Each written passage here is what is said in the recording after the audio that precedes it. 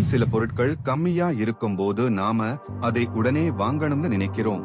இதுக்கு பின்னாடி இருக்கிற ஒரு பவர்ஃபுல் சைக்காலஜி தான் த ஸ்கேர்சிட்டி பிரின்சிபல்.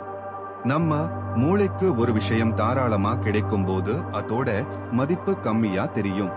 ஆனா அதே விஷயம் இன்னும் கொஞ்சம் தான் இருக்கு, இல்லனா இன்னைக்கு மட்டும்தான் இந்த வாய்ப்பு அப்படின்னு வரும்போது நம்ம மூளை அதை எப்படியாவது அடையணும்னு துடிக்கும். உதாரணத்துக்கு, ஒரு கடையில stock clearance sale last 2 days அப்படின்னு போட்டு பார்த்தா நீங்க அந்த பொருளை வாங்க அதிக வாய்ப்பு இருக்கு. ஏன்னா அந்த வாய்ப்பு கைவிட்டு போயிடுமோ அப்படின்ற ஒரு பயம் உங்களுக்குள்ள உருவாகுது. இதை நீங்க உங்க வாழ்க்கையிலையும் யூஸ் பண்ணலாம். நீங்க எல்லா நேரமும் எல்லாருக்கும் ஈஸியா கிடைச்சீங்கன்னா உங்களுக்கான மரியாதை குறையும். உங்க நேரத்தை ரேரா வச்சுக்கிட்டாதான் மத்தவங்க அதை மதிப்பாங்க. இந்த ட்ரிக்கை நீங்க எங்கேயாவது கவனிச்சிருக்கீங்களா?